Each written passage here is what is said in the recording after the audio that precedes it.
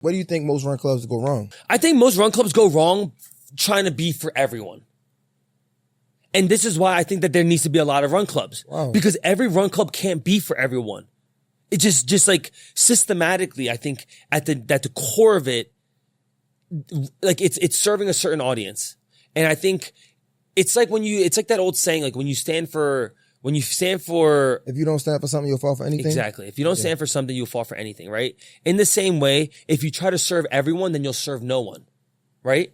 And I think that is my hot take. It's like, yeah, like you should identify as a run club, like who you're serving.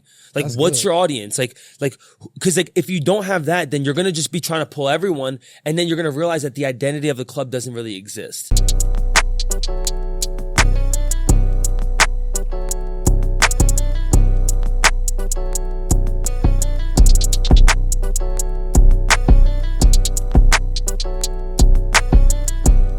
All right, man, we're going to get this thing started, man. J Hill Podcast. I usually do my 1% Better show here. And that's with me and my producer slash close friend Alex. And we just talk about like things that can help us get 1% better as men. I love that. Yeah. Yeah. So I usually do my one-on-ones in the back. You see the set I like the behind set us, back man. there. Yeah, but I'm like, hey, this is like last minute. So let's get it done. What's poppin', everybody? So Mr. J Hill Podcast. We are in the building. This guy to my right is somebody special who's been running for a long time now. How long have you been running, bro? Probably like 4 or 5 years now. 4 or 5 years. Content creator, dope content creator, runner, 1%er. We like to call them 1%ers here, right? Matt Choi is here. What up, brother? How you doing? What's up, bro? I'm excited to be here, bro. Nah, I appreciate you for pulling up, bro. No, of course, bro. I mean, obviously, like coming to Atlanta, like we just got to get introduced to each other through ARC. And I don't know, man, I feel like it's awesome opportunities anytime you get to break bread with people and then also just get to chop it up. And, I thought you did a great job on the panel asking questions. So I was like, yo, James was like, yo, you and Jay should chat. I'm like, all right, word. Nah, I appreciate so that. I'm super grateful to be here, bro. Yo, so 5 years, man. What got you into it? I mean, honestly, I guess like a little bit is like context of my background. Like I played college football, and once I was done with football, I just like felt like this inkling of like I wanted to like still challenge myself mentally and physically. And I think when I played sports my whole life, like I think having that piece of you doesn't die. So I needed something to like reignite it, and I think running became that vehicle that just was like, yeah, it put me out of my comfort zone. It challenged me to do something I didn't really love to do, and I think that's kind of what sparked it. And then from there, it was just like one thing led to another. What position you played in football? I played receiver. Oh, really? So you was fast. Receiver. I'm like decently fast. I probably ran like a 4.6. I wouldn't say I was like a speed receiver. I was more of like a possession route runner. Okay. You had hands, good hands. I had good hands. I could run good routes. Okay. And just create separation within like the schematics of our offense. Played at college. I played in college. I played in New Jersey up at Monmouth University. Okay. So it was like it's a good Division I AA ball. And yeah, man, like football was a big part of my identity. Like to be honest, I think that was like, I don't know, in high school, going into college, like I felt like I was consumed by it. And I think that kind of drove me. That was what motivated me at the time. Okay. Right. Like I wasn't really big into school or academics. So like football was like the driving force of like, if I wanted to like pursue something, it was going to be because of football, and then everything else kind of just came along with that, you know? Okay. So walk me through this. You stopped playing football. You didn't have NFL dreams or anything like that? I did, bro, but like I didn't have a great college career, so I didn't think that it was a realistic like opportunity for me. But I always tell people like there's one thing I regret in my life so far. It's not going back for my 5th year. Okay. Because I redshirted and I was on scholarships. Like I had an opportunity to go play my 5th year, but like I had a poor relationship with the coaches at my school, and I had like a negative feeling of playing my 5th year at the time. But looking back on it, that's something that I actually wish that I did. Just to kind of play out that chapter of my life, right? Whereas like I kind of closed it a year early when I didn't have to. And the thing with football, bro, is that like there's a finite number of years that you actually get to play. And this is any sport really, right? Like there's a finite number of years that you get to play an organized sport like football. Whereas like as you get into adulthood, yeah, you can play flag, you can get into some other leagues, but it's not the same. Right. And I think now I think as I think about those moments of just like, yeah, like that little bit of regret that like I have of like, I wish I kind of did play. I don't want to live with that moving forward. And I think that's then what propelled me into getting into entrepreneurship, getting into running, getting into these other things that weren't always part of my life, but I never wanted to live with that feeling of like, damn, like I wish I got to do that. Wow. Like I wish I got to pursue that or ask that girl out or start that business or start this new hobby. Like I never wanted that feeling of like, dude, if I don't do this thing, I'm going to think about this. Like I'm 30 now. Like I'm 7 years removed from that last time playing college football. And I still be thinking like, yo, I kind of wish I did go back on that last year. So I don't want to, I feel like a lot now in my life decisions, I try to do things that I don't want to regret the decisions in my life, you know? Yeah. But yeah, that's kind of how the running became a part of it. So wait, how did this happen? It just, you went straight to running after college. How was the transition? I mean, after college football, this is 2017. I then do what most kids do. It's like, yo, it's time to go work. Mm-hmm. So like before I even graduated, I had like jobs lined up. So I was like starting a job hunt. And I graduated in like May, and then by August I had a job lined up. So I got into working immediately. I took like maybe 2 months off to just chill. But I got a corporate job. I had a job I didn't really love. It was like a sales manager job that I was just like, damn, like I don't know, like I didn't really love what I was doing, but it was just like a means to an end. I'm like, yo, I have a degree.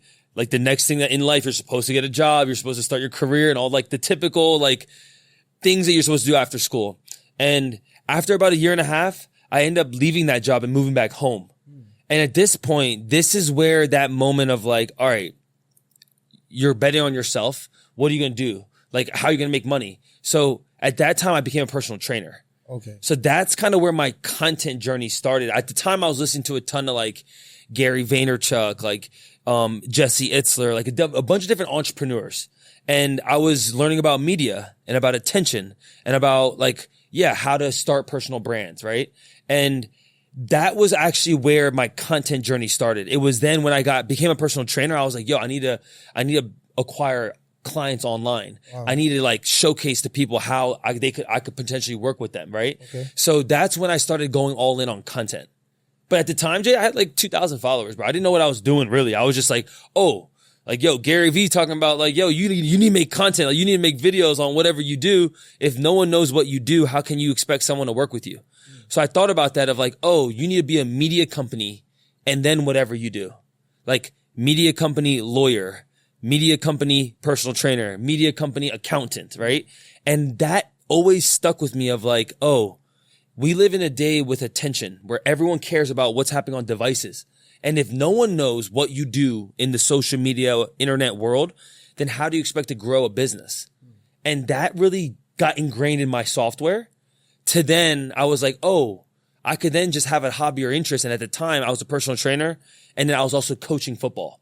So the brand I was building online was me just trying to get high school, middle school, some college kids that were playing football. And then I was trying to train them. So that was the business model at that point. Wow. Okay. So how did it go into running? Correct. So then the pandemic happened. Okay. I get laid off as a trainer. Okay. I'm on unemployment. And now I'm rethinking again, like, yo, I thought I wanted to open up a gym. I thought that was going to be my path as an entrepreneur. Like, yo, personal trainer, open up your own facility, hire out trainers, build out the whole conglomerate of a gym. But then I realized I'm like, yo, gyms aren't the best business model. Like a high overhead, high insurance, equipment's expensive. Like there's just a lot of variables of success when it comes to building out a gym. It's a great flex to have a gym, but it's not a great business. Okay. So then I was like, all right, well, word. Like everyone's talking about online businesses where it's like, yo, all you need to do is like you have digital products. You can sell content. Yep. You can sell programming, all these things where I'm like, oh, word. Like I'm going to go all in on content. So then I started with challenges. So to answer your question about how I got into running, the first challenge I did, I made a YouTube video of doing 30 Murph workouts in 30 days. And the Mike Murphy workout is a former lieutenant. There's a movie called Lone Survivor with Mark Wahlberg and Taylor Kipper, I think his name is.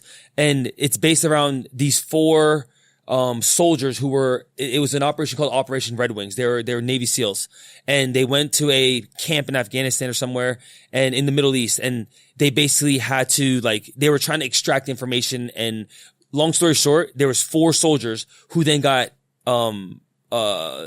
they got ambushed by the location that they were at. But there was one person that lived, and the lieutenant, his name was Mike Murphy. And this workout is a 1 mile run, 100 pull-ups, 200 push-ups, 300 squats, and another mile. And it's typically done on Memorial Day. And it ended up being a CrossFit workout as well. But I did that workout 30 days in a row. So I ran 2 miles a day. I did 100 pull-ups a day, 200 push-ups, 300 squats. And over the course of the month, bro, you do the math of however many push-ups, pull-ups, squats. But at the end of the month, I ran 60 miles. Okay. And at that point, Jay, that's the first I ever ran, bro. I play football. You play sports? Yeah, I play football too. We don't run miles, bro. Yeah. So for the first time in my life, I'm like, yo, I did 2 miles a day. I'm like, yo, let's go. And then I put on my Instagram and I had 2,000 followers. I'm like, yo, after the Murph, I'm like, yo, how many miles should I run? And people were like, yo, go run 5 miles. And at that point, I was like, all right, word. The first time I ever ran 5 miles straight was that next day. And I was like, damn, I could do this. And at the time I was reading David Goggins. At the time I was reading Nick Bare and these other runner entrepreneurs, people that weren't always runners, but they found the enjoyment of doing something they didn't like. And that's where then this whole evolution came for me, where I was like, oh, this endurance thing, there's something about it that when you are an athlete, it's you don't really feel called to do it. The thought of going to run miles, we used to run because of punishment. Punishment, exactly. Now I'm volunteeringly being yo, I'm waking up, I'm setting an alarm to go do this thing that I would never do. So that's kind of how all of it started. And then obviously to where I'm at now, it's people think I've been running my whole life. Most people that follow me don't even know I play college football. They don't know that I've been an athlete ever since I was 8 years old. And I just kind of happened to find running later in life. So I think to answer your question of how I got into running, after the pandemic, I did that challenge and I started doing these other running challenges and I started to document it. And I was documenting it from a lens of a former college football player who then got into running. And I think a lot of people started realizing oh, you don't have to be a runner your whole life to run. Yo, look, I know you're enjoying the episode right now, but just give me a few seconds of your time so I can help you upgrade yourself and get to the bag. I have the #1 AI community on the school app for non-tech savvy users. And on this community, they're going to have 6, 7, and 8-figure AI experts teaching you how to use AI. This is way bigger than ChatGPT. Yeah, they're going to teach you how to use ChatGPT more effectively and build better prompts, but they also going to show you how to build ebooks, create websites, and chat box. They're also going to show you how to create images, voiceovers, and music using AI. This is something that you do not want to miss out on because this is going to help you automate your business so you can get paid every single month.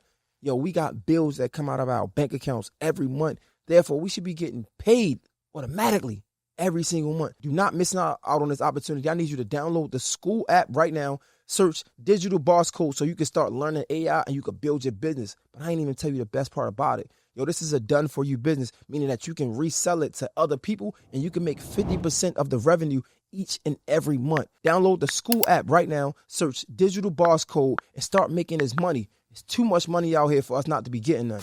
Let's get back into this episode. Anyone can do it. Right? And for you and I to pick up that sport, to pick up this new hobby, all it takes is a good attitude, a pair of shoes, and then this willingness to step out of your comfort zone. The willingness for sure, that mindset. And it's crazy because I think from what I've been hearing, your running transition or start, it was different from a lot of people that I hear because usually we start in our 30s, Correct. mid-age, right? Correct. I know I started because I wanted to lose weight. I wasn't looking the same. I went to the doctor. They was like, I'm overweight. I'm close to being a pre-diabetic. I'm like, well, now I got to make a change in my life. With you, it was more so man, I want to do these challenges, and you just started to kill them and crush them, and now we here. Correct. I'm like, even that, it shows that your mindset was different. You wasn't forced to do it. It still was voluntary. 100%. And to your point, 1000%, literally, there was never a season in my life where I was completely out of shape. Right. So to that point, it was even in the moment of deciding to run as the hobby that I choose, it wasn't it was a doctor telling me or someone being yo, you should try this thing because oh, like I see you kind of falling off on your fitness. Oh, you're done playing college football. Like you don't care as much about like, you know, the discipline of treating your body like a temple in that sense. Right. Mm-hmm. So to that point, it was then just me being like, oh, I read this story about David Goggins, who was 300 pounds, who seemingly would be the least person that you would expect that could then turn himself into a Navy SEAL, turn himself into an ultra marathoner. And I just wanted to see if what I was reading was truth. Of like, yeah, it's cool for me to read a story about what this person has done, but then for me to have my own testimony about this, about something similar, but me seeing how it's sharpened me and what it's done in my life, I think had then become the reason what attracted me towards it. It's like, yo, I want to have my own testimony of why I believe this to be truth. And no different than like if, like for me, like I'm a follower of Jesus. So it's like, if I read the Bible, it's like, yo, I'm reading other people's testimony of like why they believe this to be truth. And I'm also forming that same opinion on what I'm seeing, what's experiencing in my life. And that is why I think that this is truth. And I think that for a lot of people, it's like when they read things and then they start to hear people's stories, like at the end of the day, these are just people sharing their life experiences. Now, ultimately, when you hear that on the other side of a screen or flipping over pages, like in a way, you need to go see if that's truth for yourself. And that the only way to really do that is to educate yourself and then to go test it. Right? If I never put the shoes on to go run, I would never have known. I would have been like, oh, but yo, I read about this guy who was 300 pounds, who he lost 100 pounds in 30 days. It could all be a myth. Correct. Right. And until you then realize, like for me, it wasn't about losing weight, to your point, but it was about this mental sharpening of what is actually like, what's real discipline? It's like, it's showing up even when you don't want to do it. Yo, and I think I mentioned this before, the other day when I was watching, the guy from New York, Casey Neistat. Correct. And he was talking about do things hard. I remember watching his vlog and I was like, wow, this is so dope. And just talking about this mental fortitude, this mental toughness. And a lot of people, I was joking and I asked this question on the panel when my friend was like, you gotta run so you can stay in shape so you can eat whatever you want. And I was like, you know, it's crazy. I never thought of that because originally I started to lose weight, but then as I started to run with the run club and get Striver and then learn more about the running community, it started to get less about my health aspect, although that's a benefit of it. Correct. And more so about getting these miles done. Just stocking up on the miles and just saying that I am a part of the community, saying that I do hard things and things like that for my mental. And I was wondering, like, is that something that you work on to this day? Like just building that mental toughness? 100%. I think like that's probably the driving force, I think, for me of like why I continue to just keep, cause people ask me like, yo, aren't you burnt out of running? Like why do you keep doing it? Like you've done the races, you've ran the majors, you've done sub 3, you've done like all these challenges. But for me, it's not necessarily about putting on the checking off the boxes of like these achievements. It's just like this daily pursuit of like, can I keep doing this thing that I don't necessarily love to do? Bro. And like, for me, that's the battle, Jay. It's like, I just want to keep testing myself to see if like at what point will I be like, oh, I don't need to do it anymore. Can we talk about that for a second? Please. As long as you've been doing this, as successful as you are, as many marathons as you do, I don't think people understand that it's still hard. It's like, I feel like I might speak for you, but I say all the time, bro, I don't enjoy getting up to run. After it's done, it feels amazing. Correct. I will say that. After I'm done, I'm so thankful that I ran. But I never get up saying, I'm excited to run miles today. 100%. Yo, my buddy Johnny Davies said he said this bar, bro. This is a bar. And it was like floating around the internet because I think people just really related to it. But he was like, running is like the definition of like delayed gratification, right? Because like something like drugs, you feel so good in the moment, but you feel shitty afterwards. Yes. But running is like the opposite. It's like you feel so shitty during it, even when you're doing it, but then the reward after the fact, when you cross the finish line, or even when you just get home and you stop your watch, like that satisfaction of accomplishing that run is something that drugs can't recreate. And I think when he said that, I was like, damn, it's such a bar because it's truth. Most people in life chase after instant gratification. They want to chase after the feeling of, oh my God, the drink right now, or the drug right now, or like the experience of going out, all that dopamine hit. But to your point, even about running, it's like, you need to put in this level of suffering to then achieve this feeling after the fact. And I think for me, myself included, bro, like I'm thinking about even the Peachtree 10K, bro, like, I ran the race pretty hard. And there was a moment in that race where I'm like, dog, like I could just stop.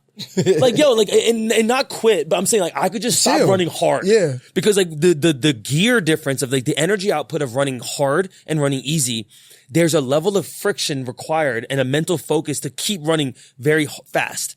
And for me, even in that moment, even as many races as I've ran, like I still had that mental talk internally at mile 3 up that cardiac hill where I was like, bruh, like I could just stop. I could be like, yo, my foot don't feel right today. I'm gonna jog it in.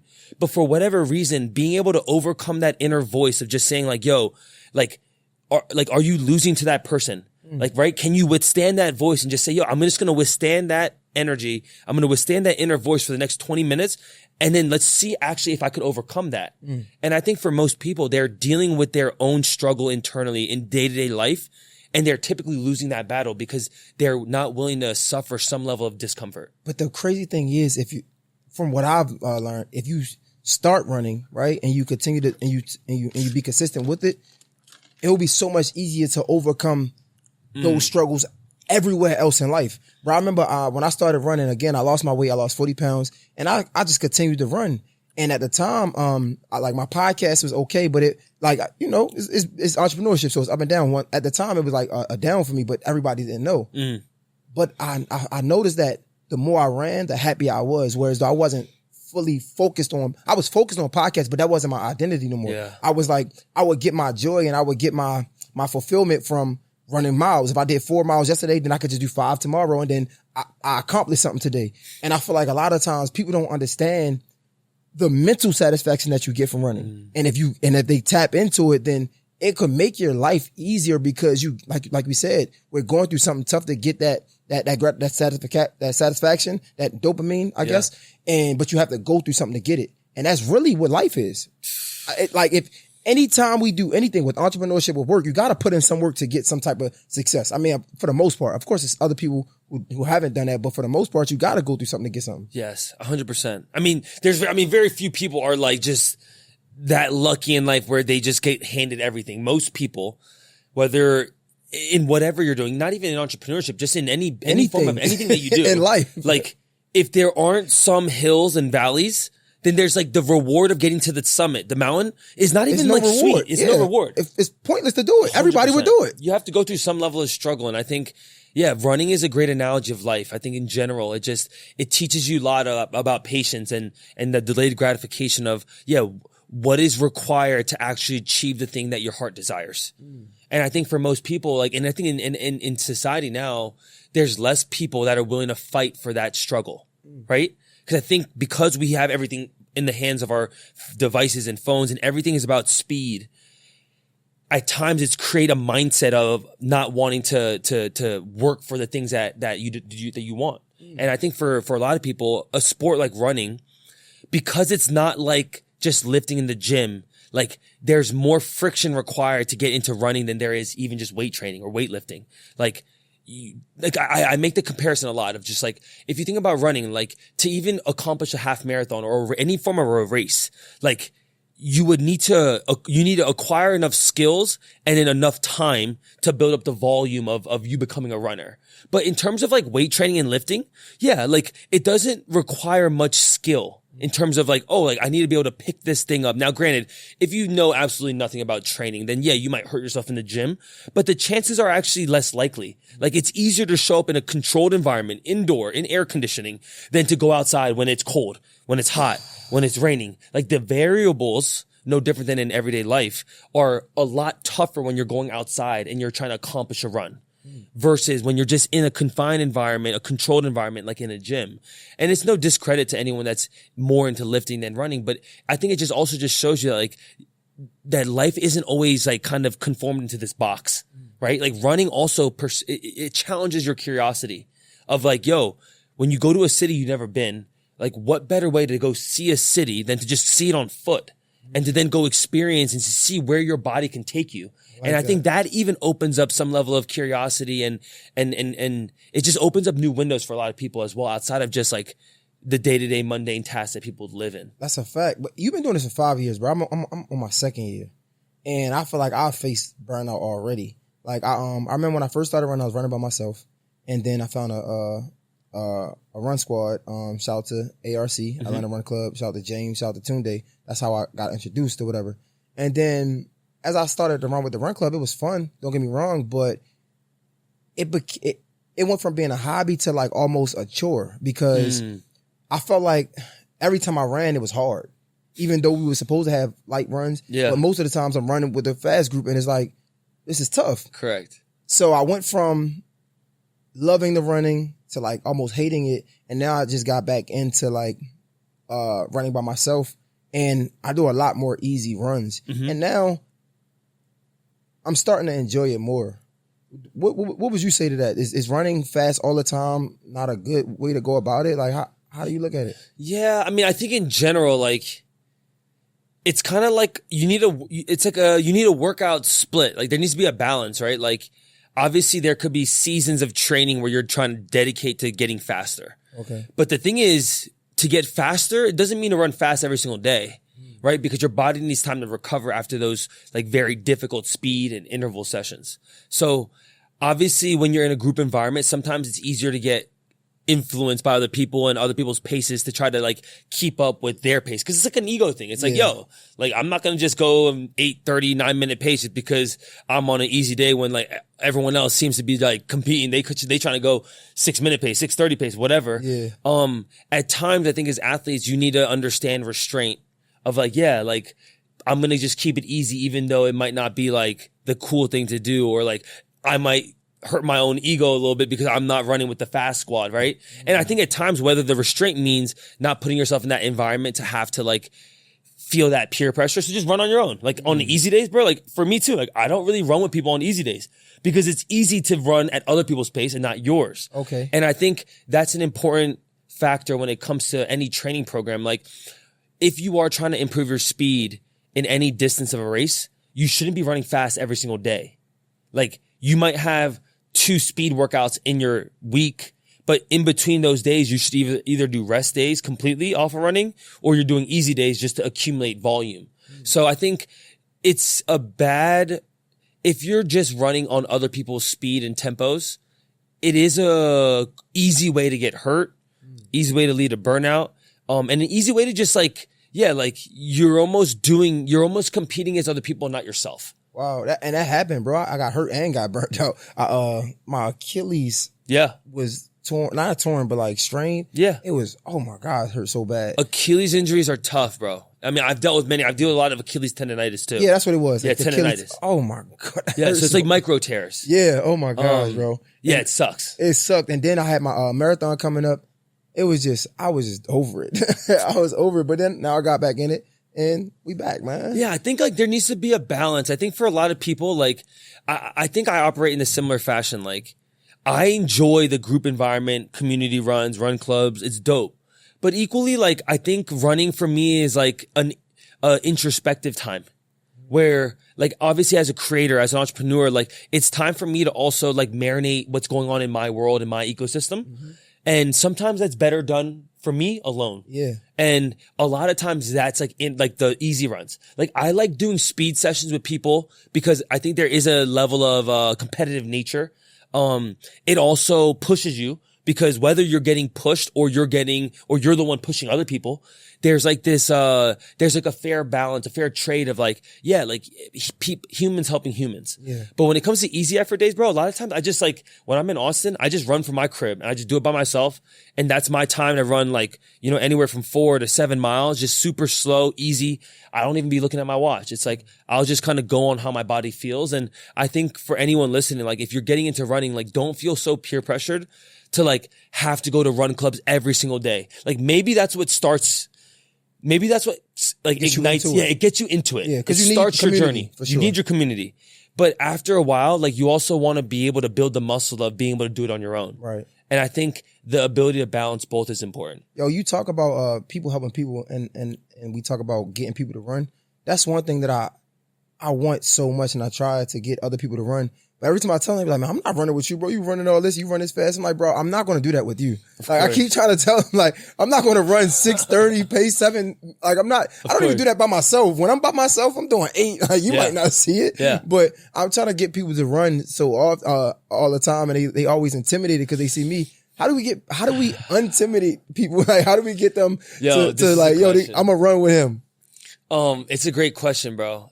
I get it often as well because, dude, to your point, like you've now going on year 2, coming on year 3, like, yeah, like you've become like a experienced runner. Mm-hmm. Like more than year 2. Yeah, year 2. I'm sorry, year 2. But you're more experienced than someone off the street. For sure, 100%. That doesn't even have a pair of running shoes, right? Yeah. So you have an understanding of like, like what it's like to train on a consistent basis, right? So to answer your question, yeah, like someone that's so, like they're so green into running, like the best way to introduce it to them is like, yo, like I'll just run with you. Like I'll run at your pace. Exactly. Right? Now, most people, they're going to be like, but no, I don't want to hold you up. Like, oh, like I'm going to be running 10-minute pace. Like you're not going to want to do that. It's like, no, it's like, yo, ultimately, if the goal is like, yo, I just want to kind of get you started, a good way is just, like I'll just do whatever you're doing. Right. Yep. But for me, what it's looked like now is like, I have this series on Instagram where I do like a 1 mile challenge. I love that, bro. Right. Yeah. Where like a lot of times, bro, for me,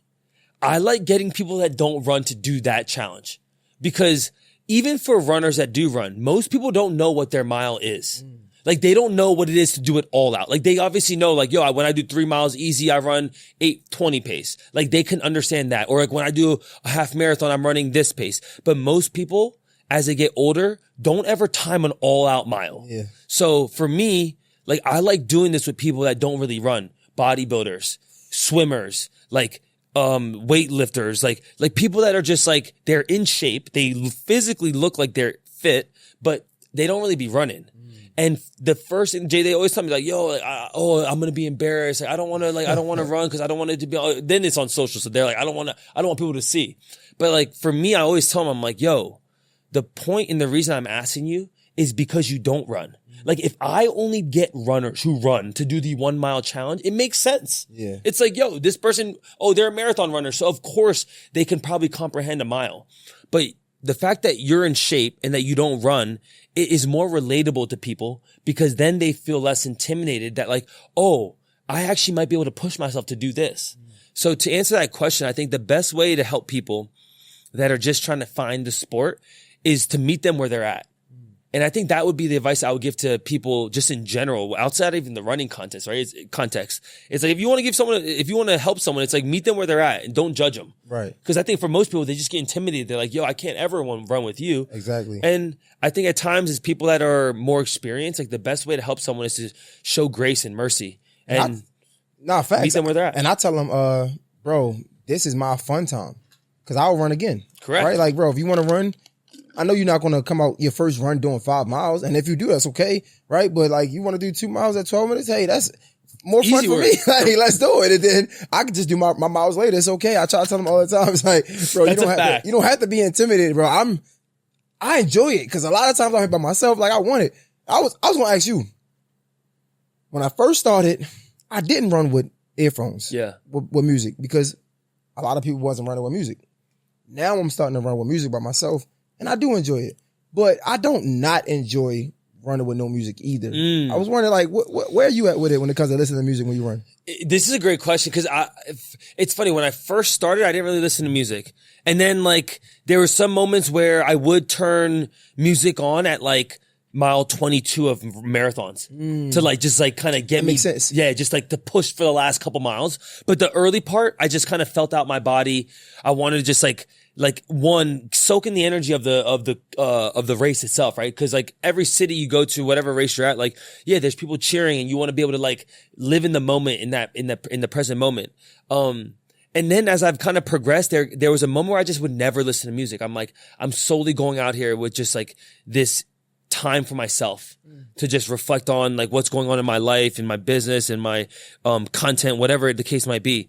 And more recently, like, I don't feel drawn to picking up headphones, but I'm not against it. Okay. I think that there's also value in like, and maybe some seasons of your running where you're like, like I want to listen to a podcast. I want to listen to, music. I want to listen to fill in the blank. And I think, it's just a matter of like preference, right? I don't think there's a right or wrong. I think that, I don't think that, I guess I would say is like, I wouldn't want it to become a crutch where I have to have headphones or I can't do this. Okay. And I think no different than coffee or than any supplement or anything in life, like you should never feel like you have to have it or it can't be done because then it's like a vice. Yeah. I can run with music. I can run without it. It doesn't really matter. But there are some moments where I'm like, yo, Jam, I want to listen to music. I want to listen to a pod. Yeah. Like, I want to like, I'm running for 60 minutes and there's a podcast I want to listen to. I'm going to listen to it. Right. But I don't think it's like, oh my God, if I don't have headphones, like I can't go running today. Yeah. And I think for that balance. More recently, I've definitely been doing the music. Of course, I've been by myself again. So it's like, I just have a healthy medium. When I first started, I just wasn't doing it because I'm running with the run club. Nobody really running with music. And it was you cool. want to chat with people. Yeah. And then when I did run by myself, somebody told me that running was boring. And I could see that, but for some reason, bro, when I'm running, I don't be bored even when I don't have music. Like I'm thinking about so many things. Like that's really my time to plan. And like I'm planning how I'm gonna do this interview. I'm planning who I'm gonna get next. I'm planning how I'm gonna get it done, how I'm gonna do these edits. Like that's really my planning time when I'm running. Cause when I'm in the house, it's like they say the idle mind is the devil's playground. Correct. But when I'm running, it's like I'm getting so much things, a lot of stimulation. Yeah. So I agree. No, granted, it's a little bit more boring compared to like playing a sport where there's like a goal, right? For sure. Like in football, like understanding an offense and then like hearing the play in the huddle and then going to execute it. Yeah. There's a physical component, a mental component, like an understanding of scheme. So there's a lot more variables of like excitement. So in that landscape, if you're comparing it to like an actual sport, like even like basketball, any sport where there's like an actual goal within the physical movement, I can see that. And I think, running in terms of like, if you just go for 5 miles easy, relatively, there's less change of direction and variables that are happening that I guess can lead to someone thinking it's boring. Speaking of that, bro, because I want to go to this marathon I ran, right? But before I get to that, when you talk about like the change in direction and things, am I crazy? Because Atlanta has so many hills, but I enjoy it more than I have when I ran in Arizona. Was my first marathon, right? Okay. Arizona's pretty flat. Which one did you do, Mesa? Yeah. Okay. Yeah, it's pretty flat, right?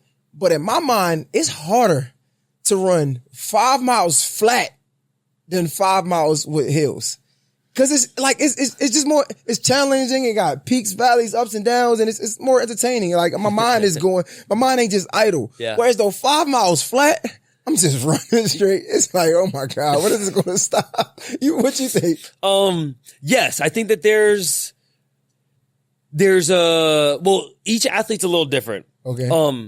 I think that there is something to be said about hills being something that can help a runner because it's using different muscle groups. Okay. Obviously when you're going up hills, down hills, like down a hill, you're going to use more quads because you have some momentum, but you're also kind of bracing for impact. Whereas going up a hill, you're using a lot more your posterior chain, like your glutes and hamstrings are working a little bit more just because there's an elevated climb that you're running on. And the thing is like, it's kind of good because it alleviates some of your muscles. It changes the gait, which can help with a run. It can help with in the middle of a run, not feeling like it's like this kind of cruise control feeling, right? Because that's kind of when you're running flat, you're more running cruise control. You're just trying to maintain a same stride length, a same gait pattern. And your goal in that is that because there's no elevation and no descending, like you're just maintaining. But the thing is that can also eat at someone because mentally it just gets boring. So at least the hill you have to like, dog, even like any hill that you face, like, you have to, there's a little bit more focus because it's easy to like fall asleep on a hill and be like, oh man, I'm drained now. I can't finish it. But once you summit it, you know that, damn, like my heart rate might be elevated a little bit, but now I get to bomb downhill a little bit. So there's some peaks and valleys even in that where it can help you as a runner. Okay. So which one you like better? You like flat surfaces or you like ups and downs? I don't really, I think in terms of if I want to set a personal best, I would want to run flat. Yeah, of course. But I'm not afraid of hills. Like, I've still ran sub 3 on courses that are hilly, just because I think as a former football guy and someone that has more muscle on their body than like typical runners, like I actually think I do decently up hills. Like, I'm able to still keep a good pace without like completely falling off or expending too much energy. What's the highest elevation you've peaked so far? In terms of a race? Racing, training, whatever. Like, what have you seen on Strava, the highest? I think the hilliest marathon I've ever done was probably San Francisco, which was, I think it was like 1,400 feet of climbing, which is pretty big. Like I think New York City marathon is it's known to be a pretty hilly course, and that's at like 750. Okay. So San Francisco was 2 times that. Yeah. Austin Marathon, which is where I live, like that's been my hometown race. I always do every year. I think Austin's like 1,100 feet of climb. Okay. So like, it's pretty hilly, bro. Is that at once or no, together? over the course of the marathon. Okay, so over 26 miles. Okay, because I've done around here, bro, and I've gotten 1,000 just on one part. Correct. So you're facing some legit hills. Yo, it's ridiculous around here, bro. It's crazy. Yeah, that's like some. I mean, dude, Atlanta is actually pretty hilly. So like, yeah, it's a great way to train. Yeah, it's tough though. All right, so let's get to this marathon. Okay, so cool. I ran my marathon. I thought I was like, I had the tendonitis, and a lot of my friends like, bro, just go and do the half. But I'm like, I just had my mind made up on, because it was February, that was coming up with my year mark of running, and I'm like, no, I want to finish my year with a marathon, bro. When I say I cramped up so bad, I mean, I've never had these. I wish I could show you the picture, but I'm gonna show you after. Like, you could see my muscle like pulsating, not that before, right? But now, like it was a suction cup, not even pulsating, but it was stuck there. I see. And it was times where like I wanted to run, but it wasn't even a mental thing. I just couldn't. Like, I couldn't. So, and I was wondering, like, how do you prevent that from happening? Or is that just something that happens over time? You get used to it, bro. When I say my muscles was stuck in a cramp I came out. My half was pretty decent. I think it was like 130. Okay, yeah. And and it wasn't hard. Like, it wasn't like a 130 hard. I was chilling with the pacer. Yeah. We talking and everything. And I think at 14, I start to cramp. And I'm like, okay, I'm cramping, but I can still run. Yeah. At 15, it was like, I'm eating all type of salt pellets. I'm eating everything. And it just, I just was like, I had to stop. They gave me pickle juice. It was just, I was walking. I'm like, bro, how do you avoid that? Because that was some severe cramps. I'm gonna see if I can find a picture. Wait. What was your nutrition like? What was your intra nutrition? Like, what did you feel with during the race? Anything?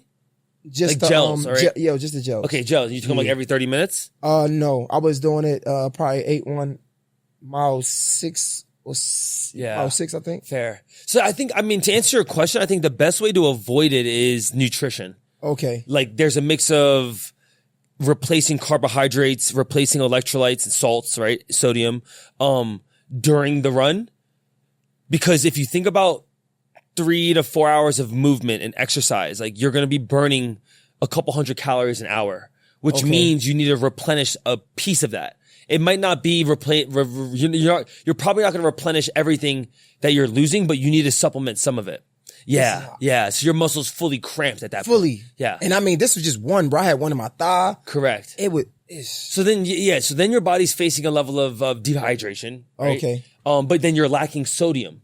The salt is also something that obviously water absorbs, to then like hydrate your muscles as well. I think the biggest thing that most new marathoners or new people in the endurance world don't understand fully is, nutrition during a race. And it's actually something that, myself included, like the first race I ever did, I tried doing a marathon with no fuel and it didn't work. Like, your body after 90 minutes, it cannot operate without carbohydrates, without any nutrition. Okay. So it's one of those things where you want fast acting carbs. That's why a lot of people, when they in gel, bro, most gels are just sugar. Okay. Right. That's why people eat candy sometimes. That's why people, they consume gels, they consume, sports drinks, water. But a lot of the cramping and overcoming that is just doing a better job of fueling. And before, during. Okay. The before is obviously something that you're very in control of. what you're eating, how much carbohydrates that you have in your system prior to the race, how much hydration that you've had prior to the race. But then even during, you could do all the right stuff before, but during the race, you still need a fuel. Like I would say you need 100 calories every 20 to 30 minutes. Okay. So then every 60 minutes, that could mean anywhere from 200 to 300 calories. Okay. And that's a good rule of thumb. Like for me, I typically take one gel every 25 minutes. Sometimes 20 minutes if I'm sweating a lot. Like if the climate isn't cold. Hot. Yeah. If it's hot, you need more because you're burning more. Okay. So it was your first marathon. Like the thing is, it's good that you were able to, what'd you finish in? 4 hours. Yeah. So then you finished, your half marathon was on sub 3 pace and then you finished obviously a much slower back half. Bro, I was walking. It was so bad, bro. And in my mind, at one point it was like, I just accepted it because in my mind, I'm like, bro, it's mental.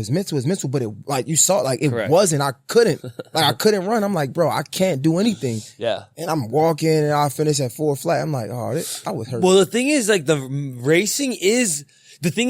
mentally you were there. Mentally you had the capacity to finish. But your body at that point physically didn't have the nutrition to finish the race, even though your mindset was like, I'm willing to suffer more to finish this, right?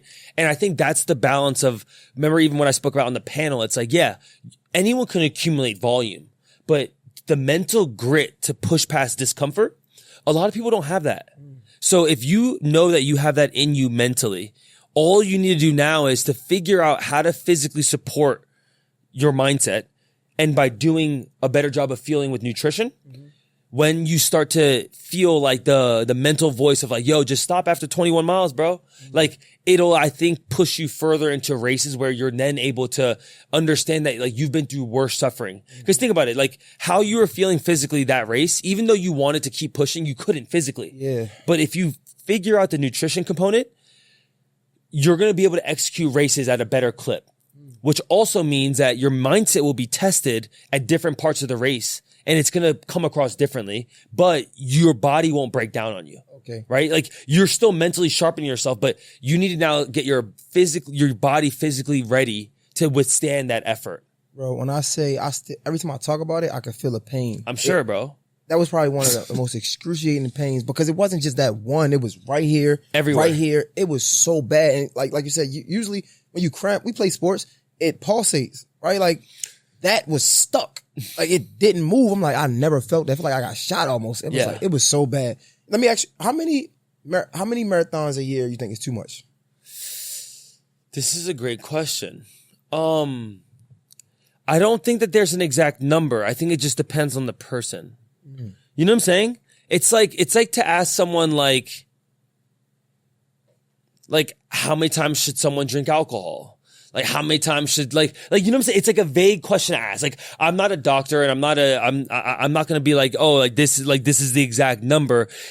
I think it depends on what the goal of the marathons are. Like how many times do I think someone can set a personal best in a year? Probably like 2 or 3.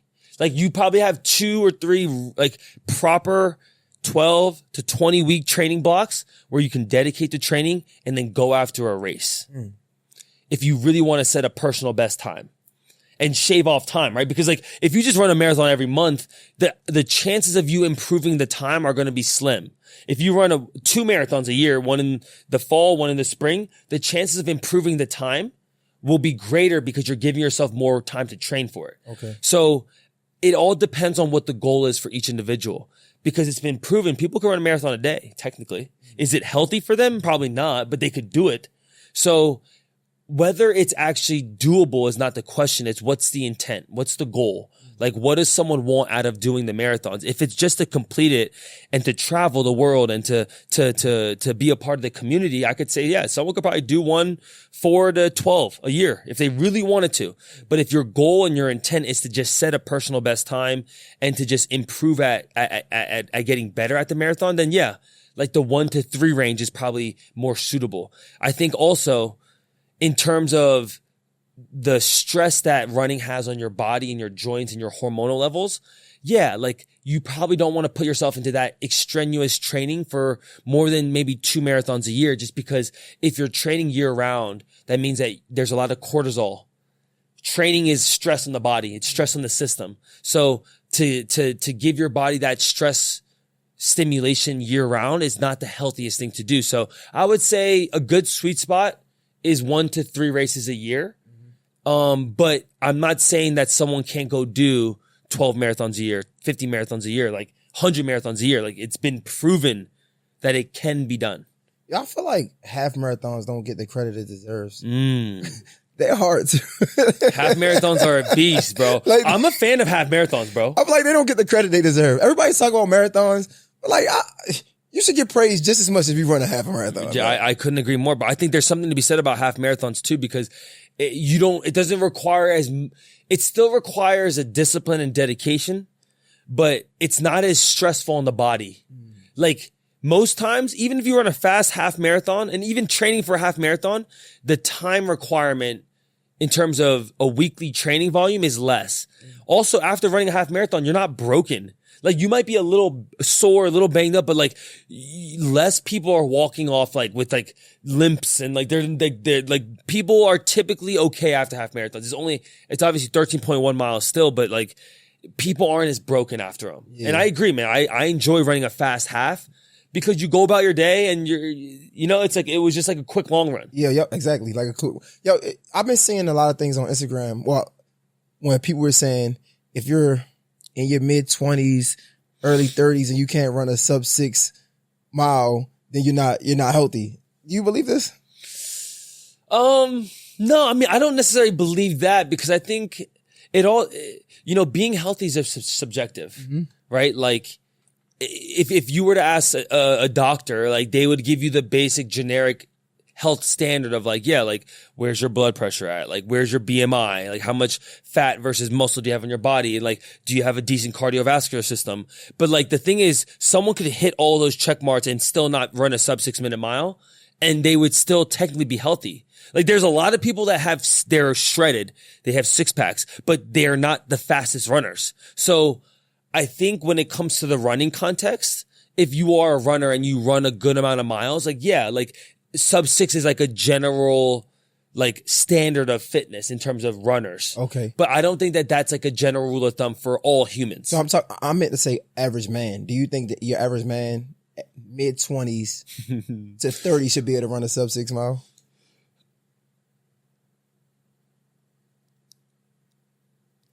I don't think that they actually need to. Like it's an interesting question, Jay, because like obviously I think it's actually such an interesting question, bro. I don't, honestly, when I started seeing it, I'm like, bro, who do y'all think we are? Because running a sub 6, it's not like. But let me say this. The thing is, it's false because the average person can't do it. They can't. Because think about it. Like, America is like 60% of America is obese. Yeah. So like, and less than 1% of people run marathons. Right. So like the category of people that might be able to run sub 6 are falling more into the marathon category, right, which is less than 1% of the human population.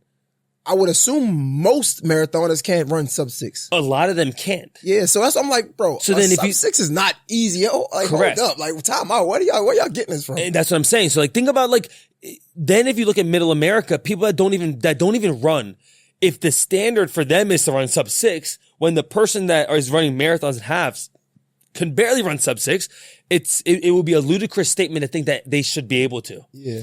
And I think that just once again just shows where we're at maybe with our health standard in our country. It's like, yeah, like, should that be a requirement? No. But should that be a standard that maybe more people should try to strive for? Absolutely.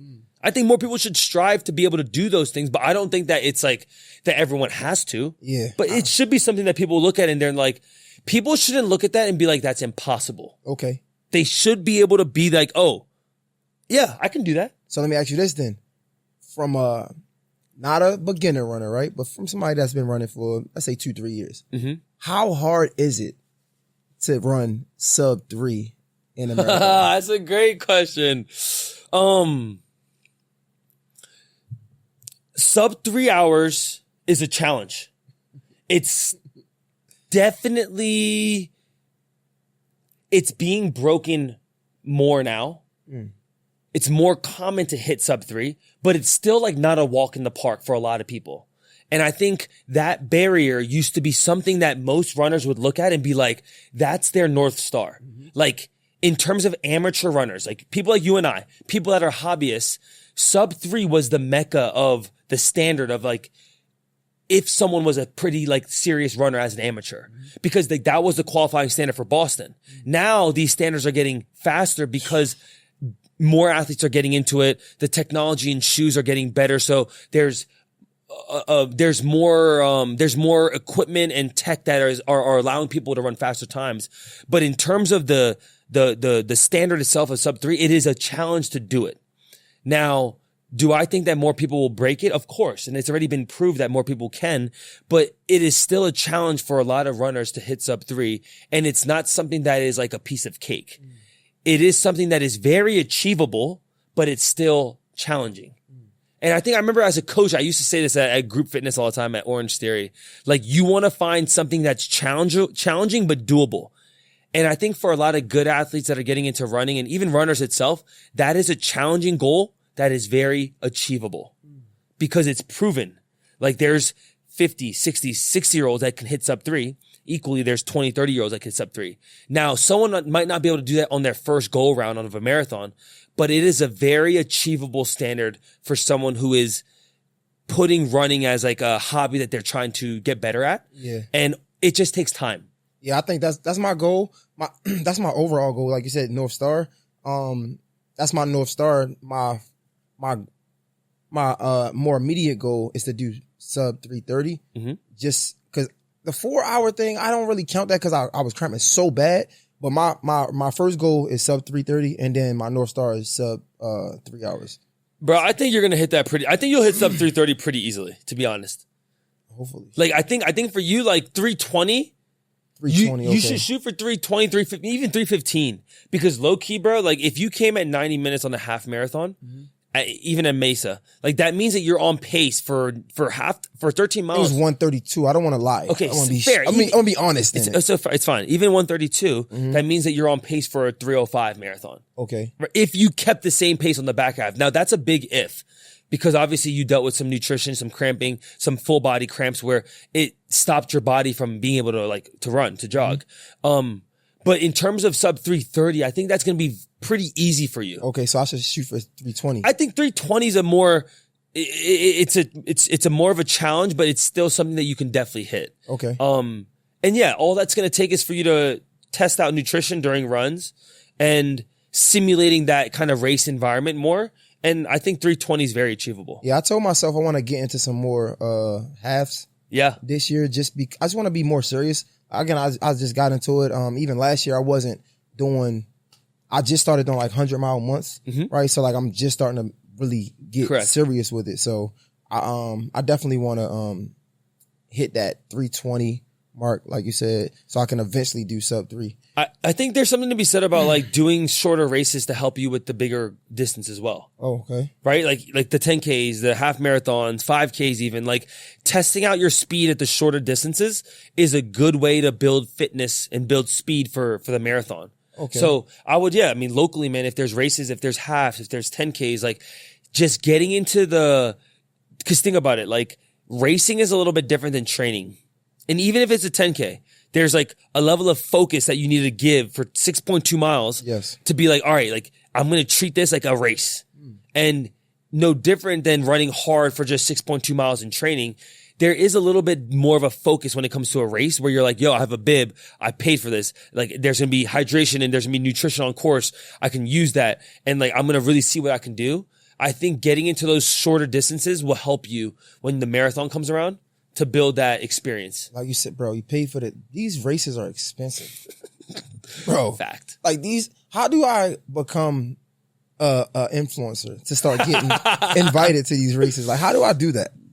Well, you have an influence already off this pod, obviously. It's a little different than obviously a running influencer, right? But I think about influence, I think about becoming influencers as no different. It's just building personal brand. You're building personal brand right now. And although your brand right now is not dedicated around wellness and running and fitness, I don't think it's impossible for that to become a reality. I don't think it's impossible for this podcast to be sponsored by a footwear company, which if you get sponsored by a footwear company, then they might be the ones that get you into these races. In terms of becoming an influencer or building a personal brand, I think obviously it takes time.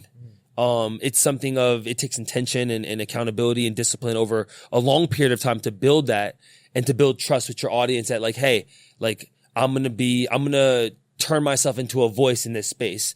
But in the same way that you built this pod and this media outlet would be the same feedback I would give to someone if they want to become a running influencer or an influencer in any industry. Like, talk about it. Do you have to be fast? No. You can be slow. Like, at the end of the day, it's about relatability. Think about that, right? Like, low key, bro. Like, I have friends that are slow that it doesn't matter about how fast they finish races, but they're speaking to an audience that brands want to still target. Everything's about attention, right? So that's how I think about people. Like, put me in the box of running, but I'm like, bro, I think of myself as media. Mm-hmm. Like, I run a media company and I also run and I play sports and I understand content. I understand marketing, but it all comes from the realm of media. So if you're Nike and Adidas and Under Armour and Lululemon and Bandit and fill in the blank of major corporations to the smallest startups in the world, like all of them are fighting for people's attention. Now, if I want to go think about like who's my total addressable market, and in marketers call it TAM. Like, if I want to get the elite runner, then of course, getting Eliud Kipchoge, getting Faith Kipyegon, like getting all those athletes that are winning races is a great way to get the elites and to be part of world records and to winning races. But the thing is, elite runners don't do the greatest job of selling. Mm-hmm. Like, they're not going to make media. They're not going to put out content. So then you need to think about, okay, who's going to speak to the everyday average Joe? The people that go to Atlanta Run Club, the people that go to local run clubs, the people that are fringe, not even going to run clubs, but are thinking about like, should I start running? Mm-hmm. Who speaks to those people? And brands look at run clubs.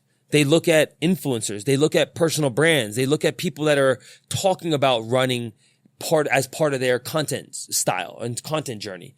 And it doesn't mean that you have to run sub 3.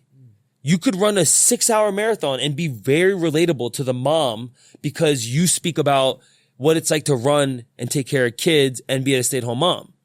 So it doesn't necessarily matter about how fast you are or whether you know how to speak in front of a camera. It's just about being relatable in what you're sharing a part of your journey. And something I got from Gary Vee early on in my content journey was just document. Don't try to create content. Like, document what you're doing. Don't sit down and try to create content.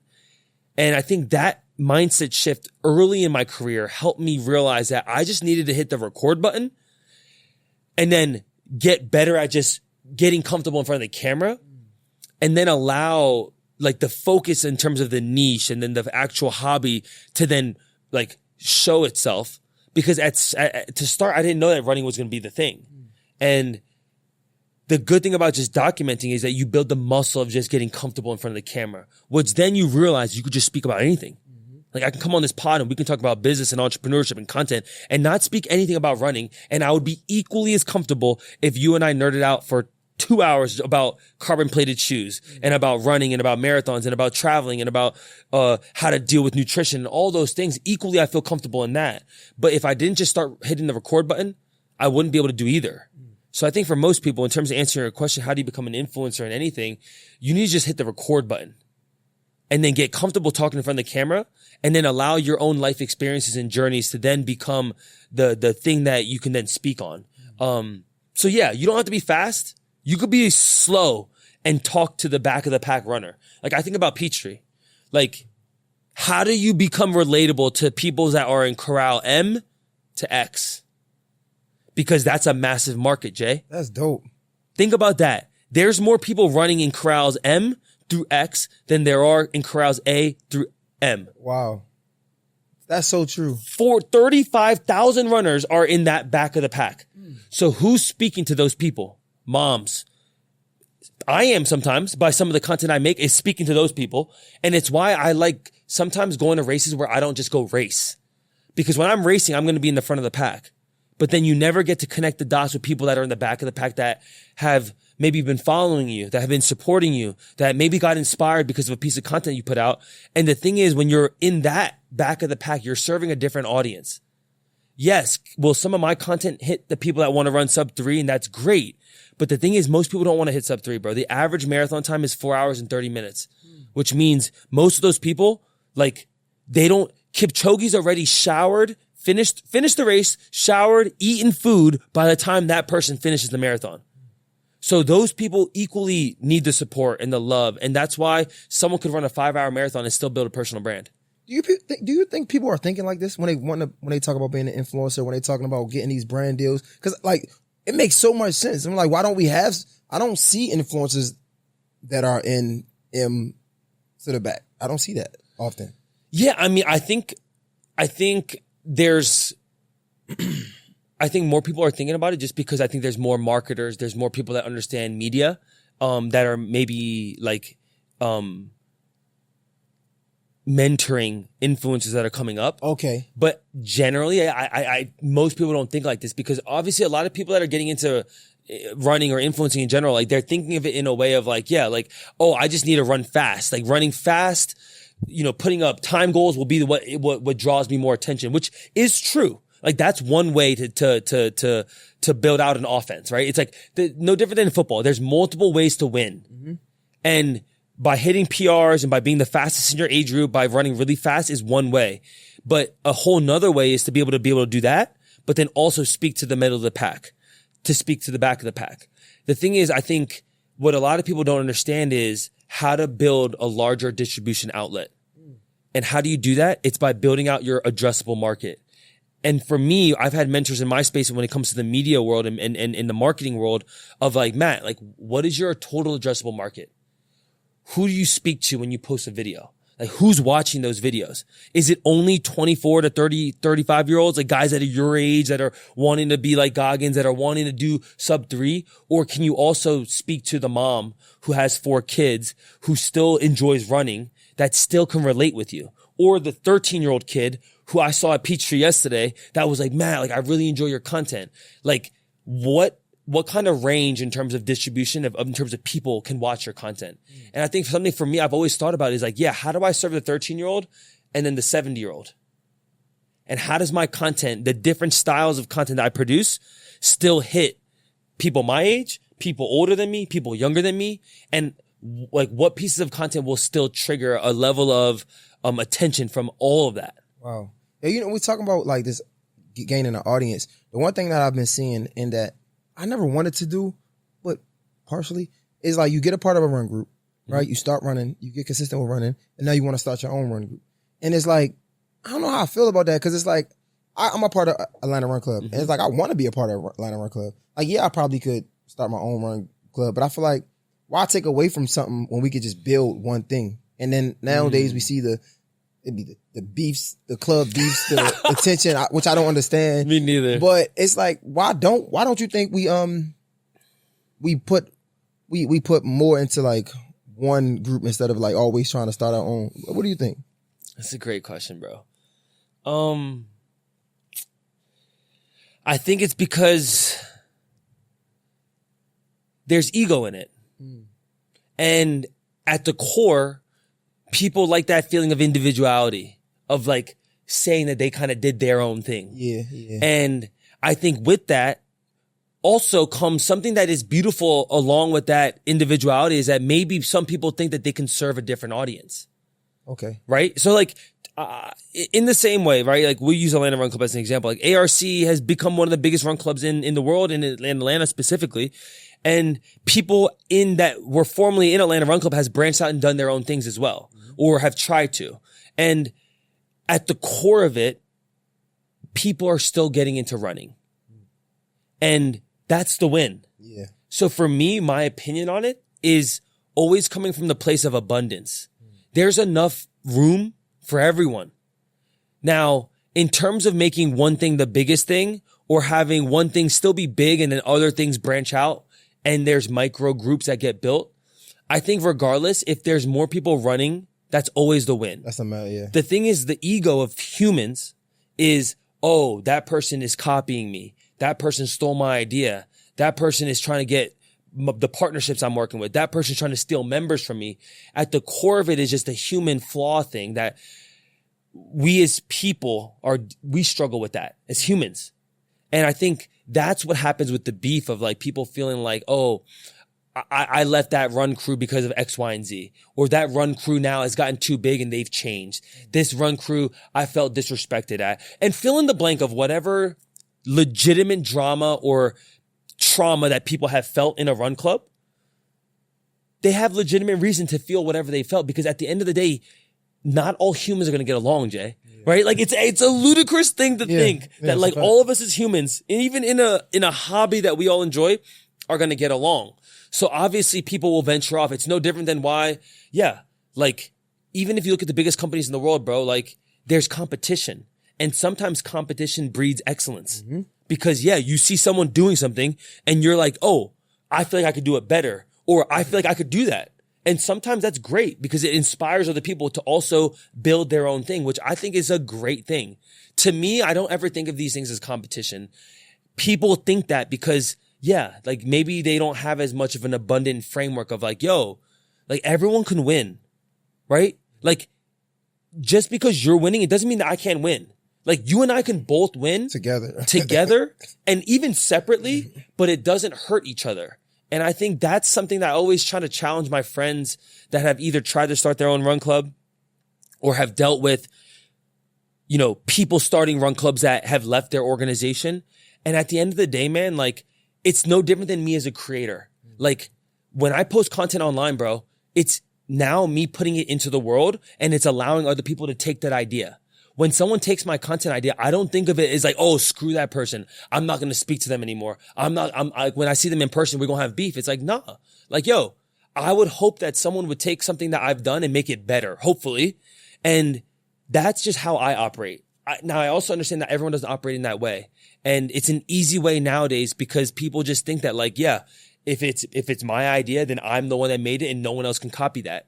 And no different than your original question of like, someone starts a run club. They might feel some type of way if someone internally that used to come to their club doesn't come anymore and starts their own thing. But maybe that other person just felt like they can serve a different audience. And does that do good for the whole community? Maybe. Yeah. I mean, that's true.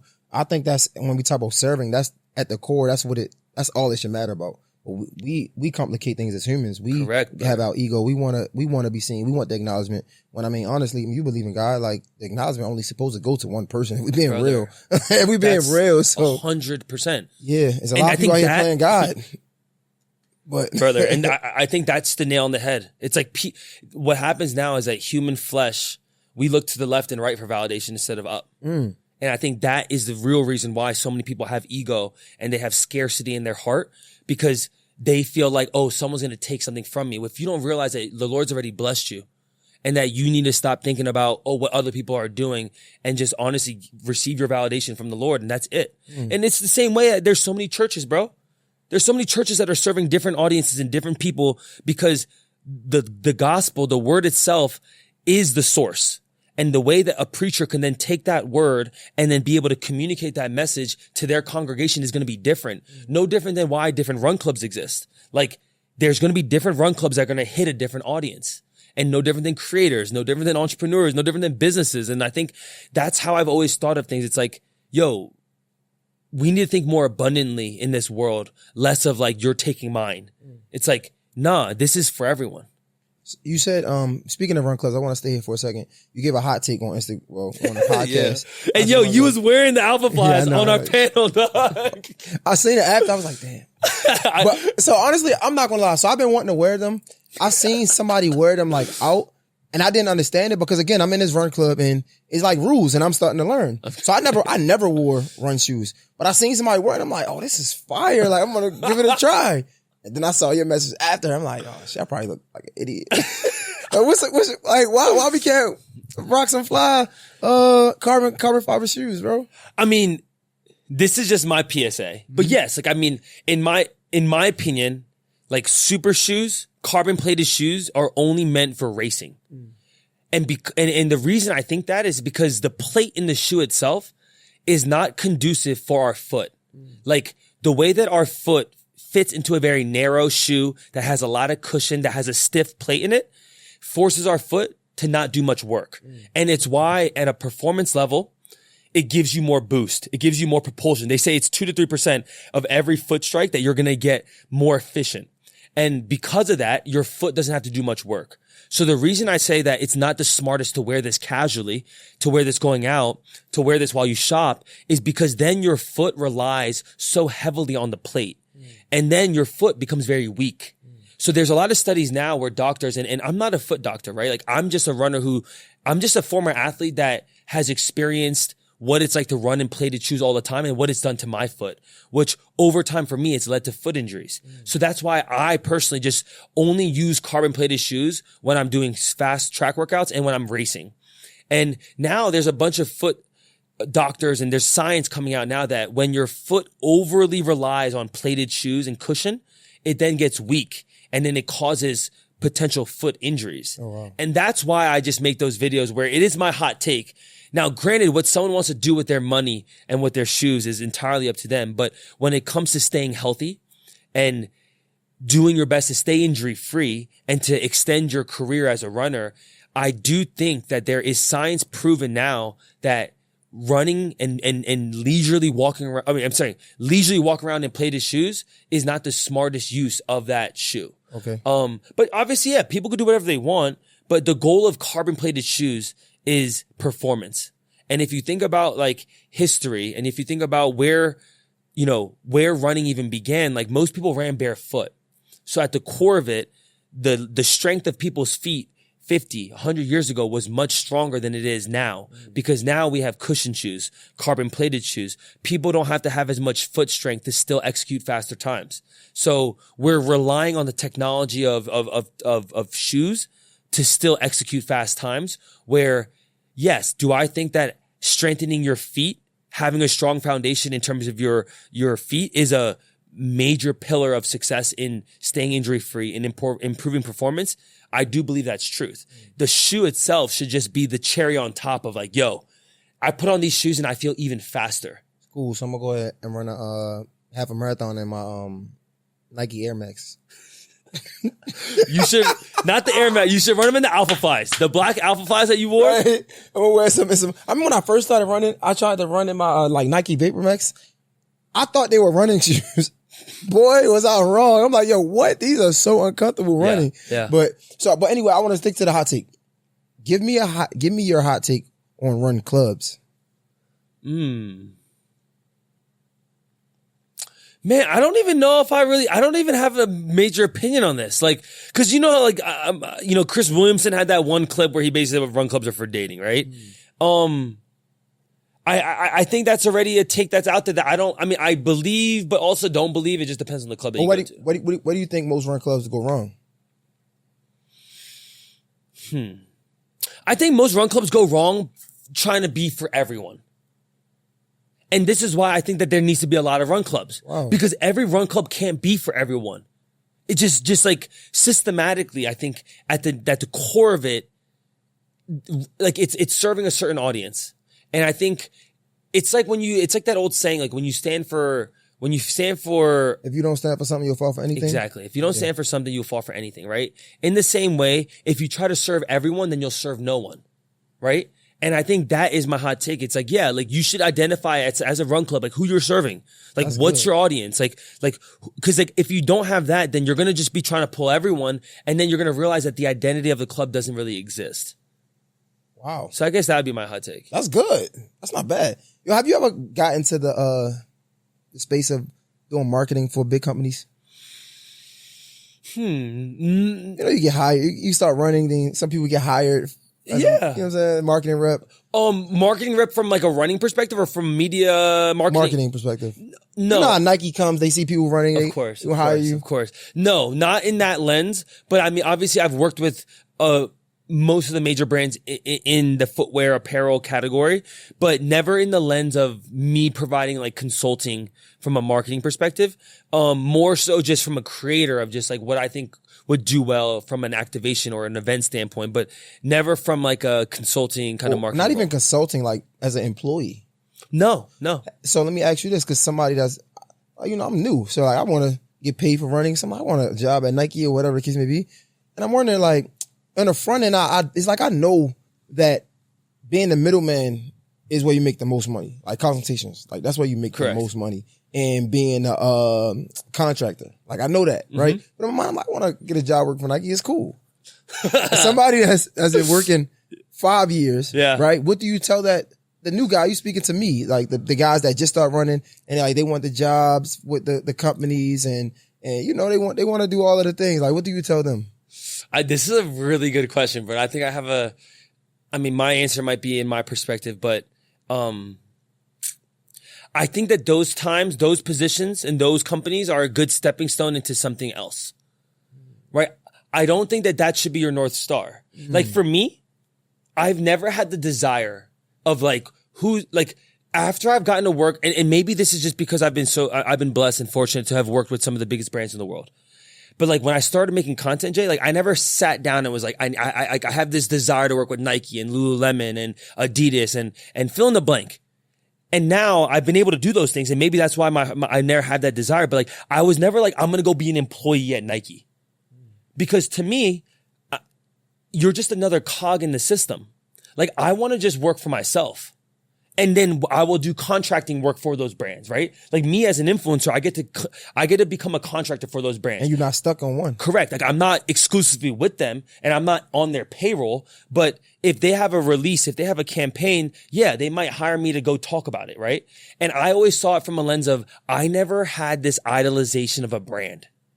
And that's what I would tell someone as a kid. It's like, the thing is, like, once you get that job at Nike or Adidas or whatever brand, you'll realize that the grass ain't that much greener over there. That you still just another number in their big ecosystem. Now, granted, what you do with that information and with those resources is what is important. You can still learn a lot from those people that work at those companies, but you have to also realize that, like, at the end of the day, you're just another cog. You're not self-made in that sense. And even for me, I'm not even completely self-made because I'm still a contractor. Until I start my own business and I actually build out my own conglomerate, I can't actually say I'm self-made. So even in that sense, it's, I would always tell someone like, don't idolize products or brands because you'll realize it ain't that sweet. And at the end of the day, you want to be able to build something that doesn't need anything. And even for me, that's my challenge. And that's where I'm sitting at now. It's like, I now have the understanding that like, I will never go apply a job at Nike or a New Balance or any of those brands because I now sit in a role as a contractor where, I get to pick and choose the contracts that I want to do, kind of like a consultant. But then the next evolution is then how do you start your own business and build your own conglomerate that doesn't even need the contracting work? And that would be my advice to someone young that's like, I feel like my dream company's Nike. The thing is, once you reach to that dream, you'll realize that you ain't dream big enough. Because at the end of the day, you're just helping someone build their dream and not actually fulfilling yours. Because if your dream is to just be an employee for someone else, is that truly a dream? You smoked that, bro. I ain't gonna lie. You smoked that one. I'm a young guy and I want to run Chicago Marathon. I want to run Boston Marathon, but I don't got the times, man. They always talking about these charities, but it's like, that stuff really don't work. What would you say to that? Does it work? How would I get in one of these major marathons if I didn't have the time? If you don't have the qualifying time. Yeah, the qualifying time. So yes, I mean, charities is the next option, which then obviously you're required to raise money. You're required to then obviously be involved in that charity in some form or fashion. I think the next level to that, which that's a bucket that is available for everyone. If you have enough desire to be like, all right, I'm going to raise $2,000 whatever the charity funding is, like that's a route. Is it a time before the race that I have to register for the charity? How does that work? You reach out. So right now, if you look at any major marathon or any race, you could look at their charity partners. Okay. Right. And you look at the list of their partners, and then you could just reach out to those charity partners specifically. This is on a website. It's a website, correct. Okay. And then you just reach out to the Kyle Peace Foundation and be like, Team Kyle Peace, like I'm looking to get involved into Chicago Marathon. Do you guys have any extra bibs? I would love to raise money. I have this, you share a short story as to why you want to support this charity, fill in the blank of that. That's one route.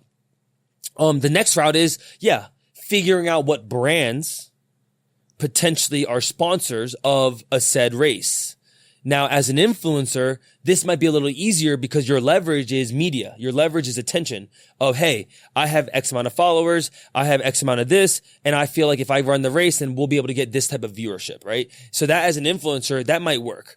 But if you're not an influencer and you're just, a person that just wants to get into these races and wants to run, you might be able to then pitch them something else. So something I would pitch them would be like, all right, my name is Jay. I just, I'm a year, 2 years into running, and I don't have that many Instagram followers, but I'm willing to test out your product.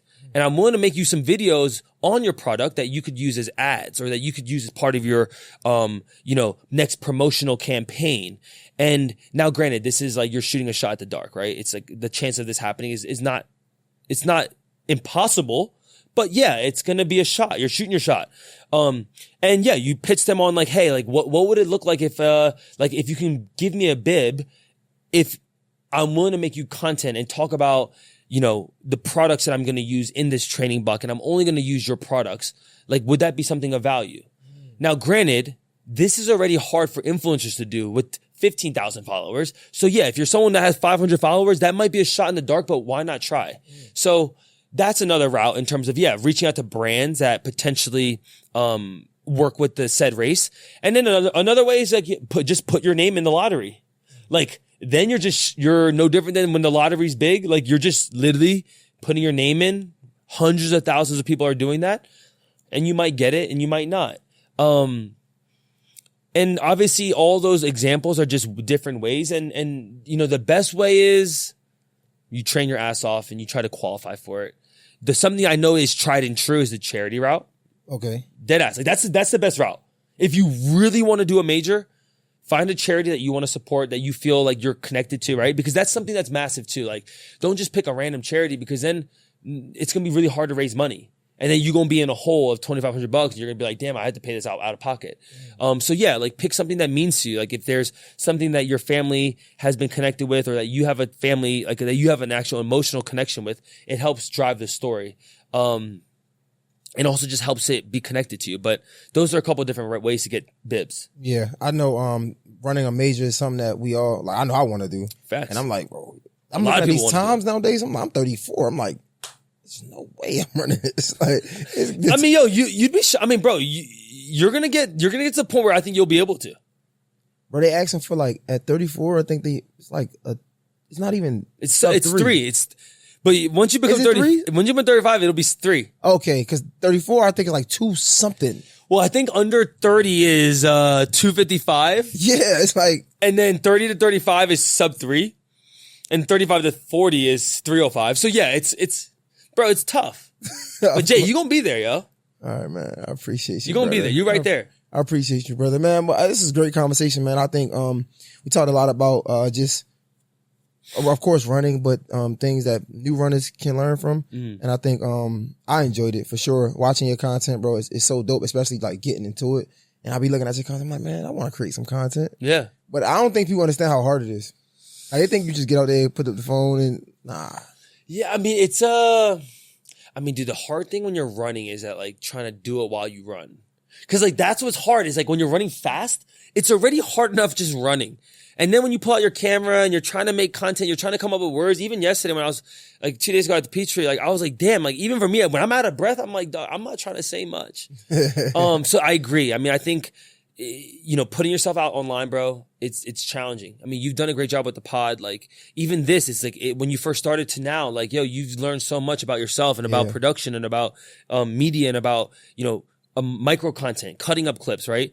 And yeah, it's not for the faint of heart, bro. And I think for a lot of people, it's easy to say that they want to do it. No different than people saying they want to do a marathon. The hard thing is training for it. Mm-hmm. The hard thing is putting it into practice. And I think you've done that in a media, in a podcast setting. And now it's just, yeah, like, can you test yourself to do that coming from like a short form content and then running and getting into that world. But, I don't know, man. I think action that tends to lead into results.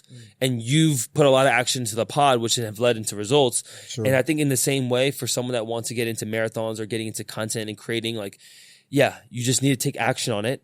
Put them buckets up, man. Like Put the Kobe buckets said. up, bro. Yo, what's again, because I'm somebody that watch your content, I'm a fan of yours. What's some like misconceptions people will have of you when they see you that you've noticed when you travel around the country? I don't know, man. There's a lot of misconceptions, man. I mean, I think... What's the biggest one you think? I don't know.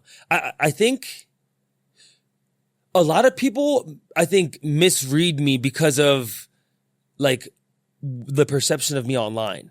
How though? You seem like a really nice person online. No, I know. What I'm saying though is like, I guess because of the actions because of the mistakes I've made, I think people look at me for like the mistakes I've made. Okay.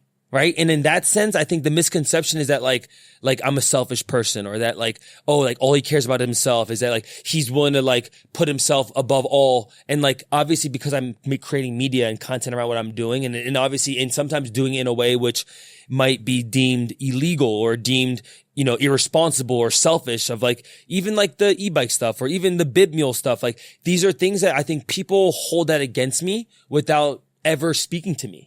Okay. So I think that narrative of like the mistakes I've made in my life in the media and the running world, I think have then created a large army of people who dislike me. And I think in that sense, that sucks, but I'm also at peace with that, of like, yo, everyone don't gotta like me. You seem like such a likable person. I appreciate that, bro. I mean, obviously I appreciate you saying that, and hopefully that is the case for most people. And I wanna like, for the people that do watch this, right? I've never heard about none of them things that you just mentioned, right? But that's the importance of like continuing to work, right? Because we don't have to talk about those things, but the fact that I've never even heard of it. Yeah. Like when you said the bib mule, I don't even know what I don't even know. Yeah. So you said the mistakes I made online, that shows that I think some of our the problems that we go through in life is only big to us. Correct. Not saying that they aren't big. Correct. But like we make them much bigger than what they have to be and what they actually are, because it's somebody in the world that's a fan of yours who don't even know Correct. nothing about that. Correct. So just keep working. I appreciate that, bro. No, and I think that 100%, bro. I think for other people that are also in the media world, or they do things that are putting it online, it's to also reflect on that and realize that, like, once you realize that people have their own issues, that most people don't know every little detail about who you are and what you've done, I think it'll open up your heart to realize that, like, you cannot allow that negativity, in addition to the admiration, get to your head. And I think that second piece of the admiration, which is very easy as you start to build a community and a following online, that like when people gas you up and they want to take pictures with you, that you feel like you're that person. It's like, nah, like you really need to humble yourself. And I think something that I've learned along this journey is like, yeah, it's not allowing the opinions of people dictate how I feel or who I feel like I am. And I think that's been something that, as I've strengthened my relationship with my faith, it's been something that's been truly, it's kept me grounded of not seeking validation from the side, because I think it's easy to feel like it's suffocating, or that it's like really nice when people give you applause, when equally that stuff's meaningless too. Stay even kill. Correct. Because if what they say, if you live by the applause, you'll die by if you live by the praise, you'll die by the critiques. Correct. It is what it is, man. I appreciate you, bro. I appreciate you, bro. for pulling up. For the people that don't know, I guess let them know what's next, how they can follow you, how to support you, everything. Yeah, for sure. I appreciate you having me as well, bro. This is super dope. You guys can follow me on socials, on Instagram, TikTok, YouTube, Matt Choi on all the platforms. And yeah, I mean, I'll be around in some fall races. I mean, we just got done with the Peachtree 10K, but I have some fall races coming up, and potentially the Berlin Marathon, which is another world major. And what's the next fall race you're running? I think Berlin's probably gonna be my next big race. Okay. That'll be in September. Okay. And I might, something I really want to challenge myself is potentially an Ironman, which is a different beast in like kind of running. It revolves running, but obviously it's a different beast. I want to do that high rock stuff. You should get into high rocks. I want to do that, bro. I seen him like, yo, this is dope. I feel like you would rock with that. I could do that. Like, bro, I could do this. No, I want to do that, bro. I think I might try to run, I think it's a marathon in Detroit. Okay. In October. I'm not sure. Word. I know I'm trying to get back into these halves though, for sure. Yeah, get in the half. Nah, man. I appreciate you, brother. J Hill Podcast, Matt Choi. This was great. Incredible conversation. It's a wrap. We out. Let's go.